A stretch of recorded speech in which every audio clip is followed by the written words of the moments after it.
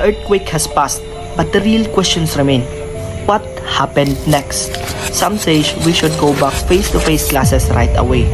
They believe this is the best choice for the good of many, for the future of our career, for the dreams we worked so hard for.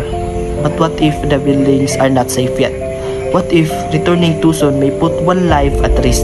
Sometimes, doing what seems best for most can still hurt the few, and that is the hardest decision to make.